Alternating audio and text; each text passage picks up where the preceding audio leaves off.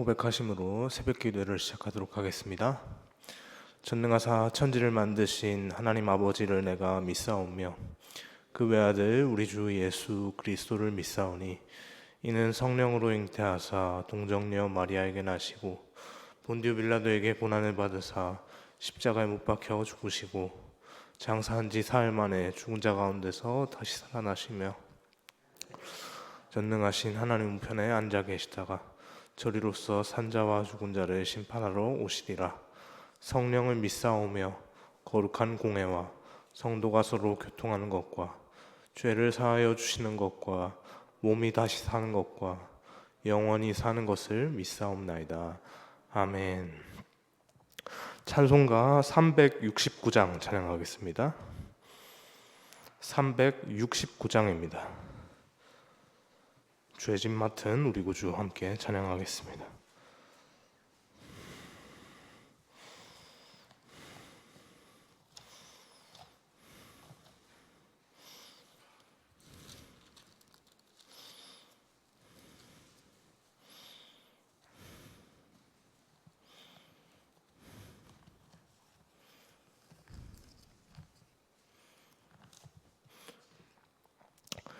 죄짐 맡은 우리 구주 어찌 좋은 친군지 그 걱정 근심 무거운 짐 우리 주께 맡기세.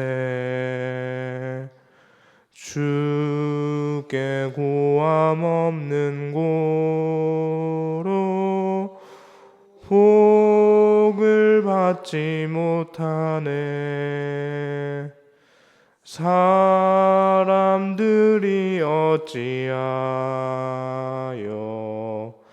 아랠 줄을 모를까. 시험 걱정 모든 괴로움 없는 사람 누군가. 부질없이 낙심 말고 기도드려 아뢰세. 이런 진실하신 친구 찾아볼 수 있을까. 우리 약함 아시오니 어찌 아니하될까. 근심 걱정 무거운 짐 아니 진자 누군가. 피난처는 우리 예수 주께 기도드리세. 세상 친구 멸시하고 너를 조롱하여도 예수 품에 안기어서 참된 위로 받겠네. 아멘. 아멘. 이 시간 함께 보실 하나님의 말씀은 누가복음 21장 20절부터 28절까지 말씀입니다. 누가복음 21장 20절부터 28절까지 말씀입니다.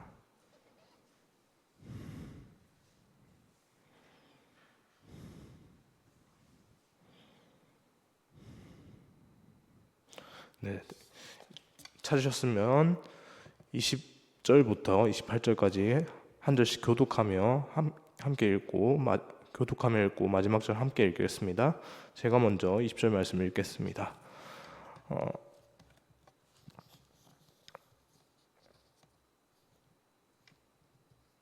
너희가 예루살렘이 군대들에게 에워싸이는 것을 보거든 그 멸망이 가까운 줄을 알라.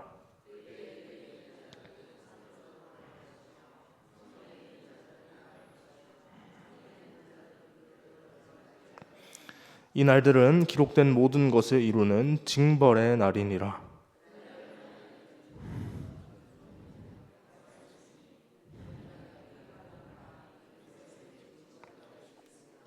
그들이 칼날에 죽임을 당하며 모든 이방에 사로잡혀 가겠고 예루살렘은 이방인의 때가 차기까지 이방인들에게 밟히리라.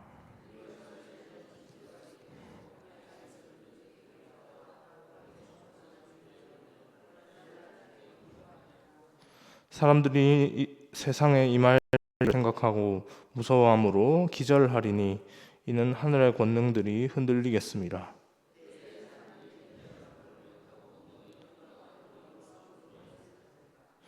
이런 일이 되기를 시작한 너희 속량이 가까웠느니라 하시니라. 아멘. 어제 이어서 계속해서 누가복음 21장의 말씀으로 은혜를 나누고자 합니다. 네. 어제 말씀 본문이 되는 21장 상반절 부분에서 보면 10절부터 예수님께서 종말의 때에 일어날 환란의 징조와 박해가 있을 것이다 라고 그렇게 말씀을 하셨는데요. 오늘 본문에는 그 말씀에 대한 좀 더 구체적인 징조에 대한 언급을 하십니다. 먼저 20절 말씀을 보면요, 너희가 예루살렘이 군대들에게 에워싸이는 것을 보거든 그 멸망이 가까운 줄을 알라 라고 그 시기에 대해서 말씀을 하시죠. 그 시기에 있어질 그 징조에 대해서 말씀을 하십니다. 여러분, 이 말씀이 무엇을 뜻합니까? 유대 지역에 국가적 멸망이 시작되었다는 것을 말합니다. 그 나라가 그렇게 멸망의 때가 되었을 때, 그 마지막 때가 되었을 때, 그 이 세상의 나라들이 그렇게 속수무책 없이 그렇게 멸망당할 것이다라고 그렇게 얘기를 하는 것인데, 이 말씀 1차적으로는 군대가 그 성주의를 에워싸게 된다는 말 그대로 예루살렘이 그 공격을 받아서, 군대의 공격을 받아서 성이 무너질 것이다라고 그렇게 말씀을 먼저 예언을 하시는 겁니다. 실제로 이 말씀 그대로 AD 70년경에 로마군에 의해서 예루살렘이 에워싸이는 것으로 이 말씀이 현실이 되었고, 1차적으로 현실이 되었고, 그렇게 예루살렘이 이렇게 멸망을 당하게 되죠. 그런데 단지 조금 전에 제가 말씀 잠깐 드렸지만, 이 멸망은 단지 예루살렘이 역사 속에서 멸망하는, 그 예루살렘이 멸망하는 것으로만 끝나진 것이 아니라 결국에 일어날 세상의 멸망을 뜻합니다. 아직 최종적인 종말은 임하지 않았지만 이 말씀이 이렇게 예수님의 말씀을 통해서 이렇게 주어졌다는 것은요, 우리가 종말의 시대를 살아가고 있다는 것을 의미하는데요. 그래서 이 말씀이 주어진 가운데 우리가 살아가는 이 시대를 우리가 소위 뭐라고 부릅니까? 우리 이 시대를 소위 뭐라고 부릅니까? 말세다. 마지막 세상의 끝을 살아가고 있는 우리 말세다라고 얘기를 합니다. 그 말세 때 유대인들은 어떻게 합니까? 유대인들의 모습을 보면 유대에 있는 자들은 산으로 도망합니다. 성 안에 있는 사람들은 빨리 밖으로 피신하고 성 밖에 있는 사람들은 성 안으로 들어가지 말라고 합니다. 그런데 이 모든 것들이 그렇게 인간적으로 대피하고 한다고 한들 그것이 대비책이 됩니까? 말세에 대한 정말 그 대비책이 됩니까? 그것이 정말 합당한 대비책이 되지 못하는 것이죠. 결국에 인간들이 발버둥을 치지만 그 말세에 대한 올바른 대비책으로 그렇게 자리할 수 없는 것입니다. 22절 말씀처럼 이 날들은 기록된 모든 것을 이루는 징벌의 날입니다. 여기서 기록된 모든 것을 의미하는 것은요, 기록된 모든 것이다 라고 하는 이 기록된 것은 신약에 대한 예언이 담겨진, 신약에 대한 있을 일이 어디에 예언되어 있습니까? 구약에 먼저 예언이 되어 있죠. 신약에 예수님이 오신 이후에 예수님이 오셔서 이런 일을 행할 것이다, 구약에 예언이 되어 있지 않습니까? 구약 성경의 예언이 이렇게 이루어진다라고 하는 것인데요. 구약에서 이스라엘 백성이 하나님을 거역할 때 여러 두려운 징벌과 심판이 있을 것이다라고 그렇게 선지자들을 통해서 그렇게 수없이 선포가 되지 않았습니까? 그 모든 징계와 심판의 말씀이 신약 시대 와서도 그대로 이루어지게 된다는 것이죠. 그래서 예루살렘에 멸망하는 것, 예루살렘의 멸망은 어쩌면 그 나라의 멸망은 종말의 때에 그렇게 이루어지는 구약 시대의 말씀의 성취라고 말씀을 하시는 겁니다. 23절과 24절 말씀처럼 그때 아이벤 자들, 젖먹이는 자들은 가장 불쌍한 자들이 될 것인데요. 그들은 무서운 진노를 피해 빨리 도망할 수 없기 때문이기도 하지만 여인 중에서도 가장 보호받아야 할 그 아이벤 자들, 그리고 그 젖먹이는 자들, 참 아이를 키우고 임신한 그 임산부들까지 그렇게 무자비하게 죽임을 당하는 참혹한 날이 될 것이다라고 심판의 때에 대해서 먼저 그렇게 말씀을 하십니다. 예수님께서 이 말씀을 하신 후에 그 40년 뒤에 실제로 예루살렘에 이러한 무서운 심판, 무서운 환란이 조금 전에 말씀드렸다시피 그렇게 일어났는데요. 그렇게 AD 70년 경에 로마군에 의해서 예루살렘이 함락되는 그때가 그렇게 도래하게 됩니다. 그때 기록을 보니까 약 110만 명의 유대인이 로마군에 의해서 학살이 되었다라고 그렇게 추정하기도 하는데요. 그리고 약 10만 명이 포로가 되어서 노예로 붙잡혀 갔다라고도 하고, 현재 이탈리아의 관광 명소로 널리 알려진 우리 그 이탈리아 관광 가면 필수로 보는 그 코스가 있습니다. 뭐 비살사탑 뭐 이런 것들이 있는데, 그것과 함께 관광 명소로 널리 알려진 그 로마의 악명 높은 원형 경기장이 있습니다. 콜로세움이라고 하는 로마의 그 원형 경기장인데, 그 경기장에서 맹수의 밥으로 그렇게 던져지기도 하는 그런 일들이 있었습니다. 그런데 24절에서 예수님은 의미심장한 말씀을 하시는데요. 예루살렘이 이방인의 때가 차기까지 이방인들에게 밟힐 것이다 라고 하십니다. 이 말씀이 무슨 의미일까요? 일단 우리가 알 수 있는 것은 이방인의 때라는 기한이 주어졌다는 것 아닙니까? 뭔가 기한이 명시가 되어 있죠. 그때가 다 차기 전까지 예루살렘은 이방인들에게 밟힐 것입니다. 그때까지는 이스라엘의 우둔함이 계속해서 드러나는 것이죠. 이는 그들이 예수님을 거부하며 구원이 이방인들을 향하게 되고 수많은 이방인들이 예수님을 믿게 된다는 것입니다. 이렇게 이방인의 충만한 수가 돌아올 때까지 예루살렘은 짓밟히고, 그 후에 유대인들이 구원에 이르는 날이, 유대인들 가운데 구원이 있는 날이 올 것입니다. 25절과 26절 말씀을 보면 그때 해가 어두워지고 달이 빛을 내지 않습니다. 온 세상이 암흑에 휩싸이는 것이죠. 그리고 바다와 파도에도 무서운 일이 일어납니다. 이런 일이 일어날 때 사람들은 어떤 마음을 갖게 되겠습니까?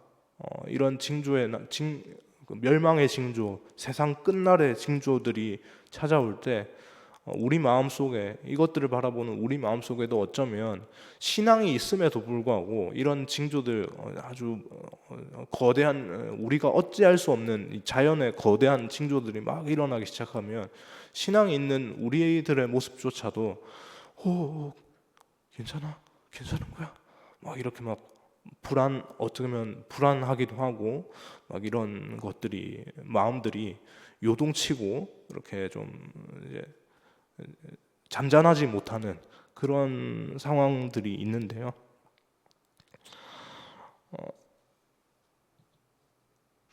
그때 예수님이 세상 끝날에 그런 징조들이 보여지고 그런 일들이 일어난 이후에 그때 예수님께서 세상 끝날에 재림하십니다.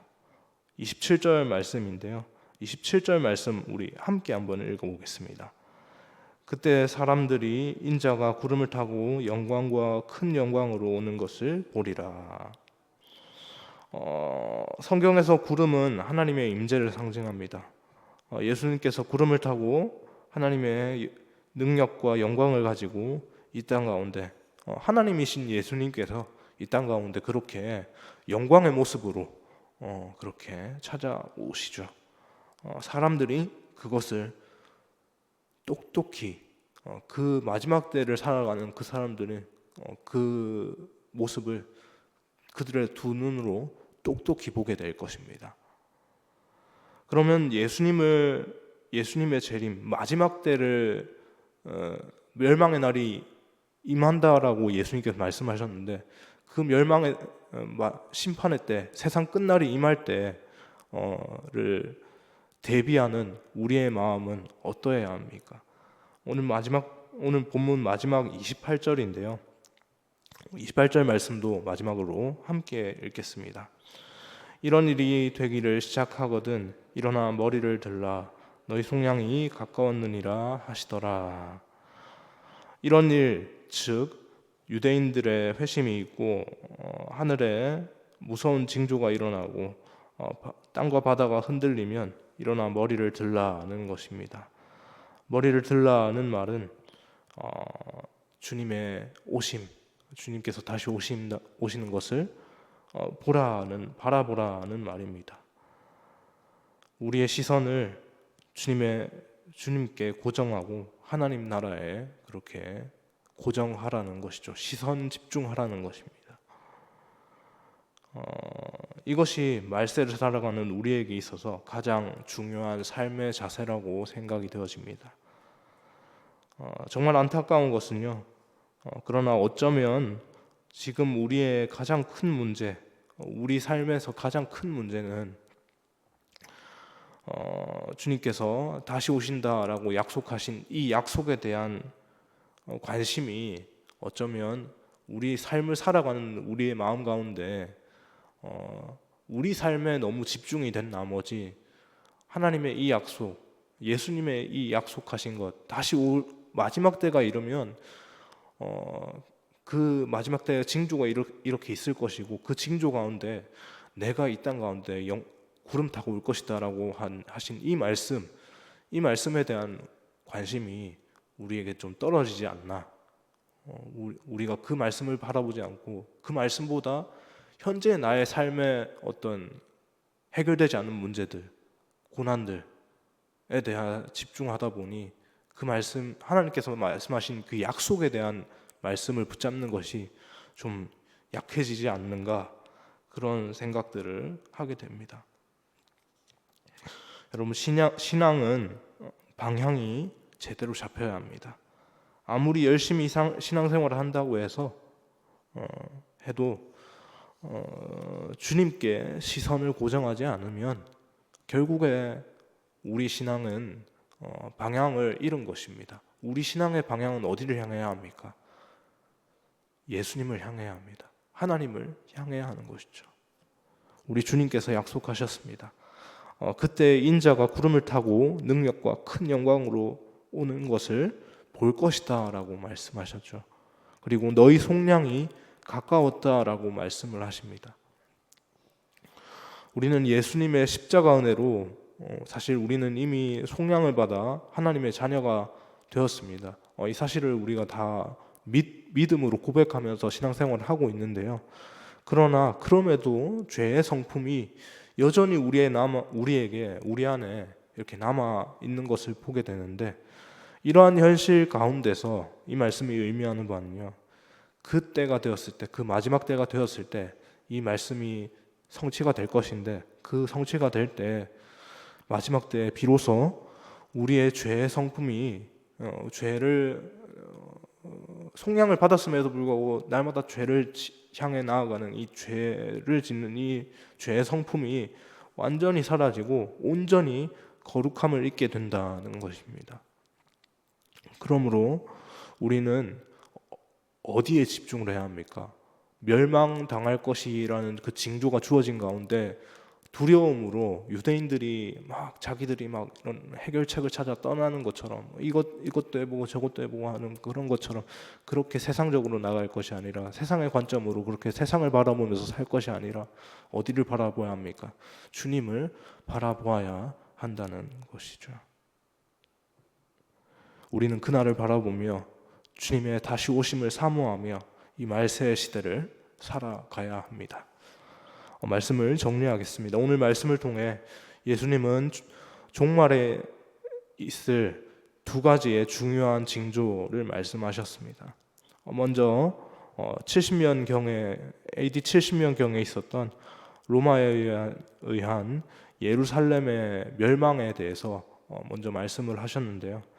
이 사건 말세 종말의 시대가 되었음을 보여주는 사건입니다. 바로 오늘 우리가 살아가는 시대가 말세인 것이죠. 또 마지막 예수님의 최후의 종말이 있을 사건에 대해서 예수님께서 말씀을 하시는데요. 그날에 예루살렘이 회복되고 이스라엘의 구원의 사건이 일어납니다. 그때 온 지구상에 커다란 재난이 일어나고 마침내 우리 예수님께서 다시 오실 것입니다. 그때 우리의 모습은 어때야 합니까? 두려움에 떨어야 합니까? 이것저것 내가 해볼 것, 내가 할 것, 내 것이 살아서, 내 마음이 살아서 내가 어떻게 해볼까? 어떻게 하면 좋을까? 이렇게 나아가야 합니까? 우리의 모습은 그것이 아니라 하나님을 바라보아야 할 줄 믿습니다. 다시 오실 주님을 바라보아야 할 줄 믿습니다. 그러므로 오늘 이 시대가 말세의 시대임을 기억하면서, 마지막 때임을 기억하면서 더욱더 믿음을 가지고 다시 오실 주님을 기다리며 완전한 구원을 사모하며 소망 중에 살아가는 우리가 되기를 주님의 이름으로 소망합니다. 기도하겠습니다. 사랑의 주님, 감사합니다. 하나님, 말세에 있을 징조에 대해서 구체적인 것에 대해서 살펴보았는데요. 하나님, 우리가 그 징조들이 임할 때 우리의 모습이 다른 것에 집중하여서 그 징조 가운데 하나님께서 찾아오시고 이렇게 영광 중에 임하실 것을 놓치고 살아가지 않도록 하나님, 우리 마음이 온전히 주님의 말씀에 집중되고 주님의 그 다시 오실 주님의 그 임재 가운데 집중되게 하여 주옵소서. 하나님, 그렇게 하나님의 말씀과 하나님의 현현에 우리의 마음이, 온 마음이 그렇게 집중하여서 하나님을 기다림으로, 온전히 사모함으로 그렇게 세상을 살아가도록 하여 주옵소서. 그렇게 마지막 때를 살아가는 가운데 우리 가운데 두려움과 어찌할 바 모르는 그런 마음보다 하나님, 그 이후에 주께서 이 땅 가운데 오셔서 베푸실 그 속량의 역사들을 기대하며 소망 가운데 그날을 기다리며 그날이 오기까지 우리의 온 마음을 다해서 우리의 일상 가운데 있는 모든 것들을 통해서 하나님께 영광 올려드리며 그렇게 살아갈 수 있도록 주님 우리의 삶을 붙잡아 주옵소서. 주님께서 그렇게 우리 삶 가운데 함께하여 주심을 믿습니다. 주님의 인도하심을 구합니다. 그렇게 인도하심 따라 우리 삶을, 날마다 주어지는 삶을, 하나님 매일의 삶을 최선을 다해서 최고의 것으로 하나님께 영광 올려드리며 살아가는 우리의 모든 모습이 다 되어질 수 있도록 인도하여 주옵소서. 감사합니다. 이 모든 말씀을 살아계신 예수님의 이름으로 기도합니다. 아멘.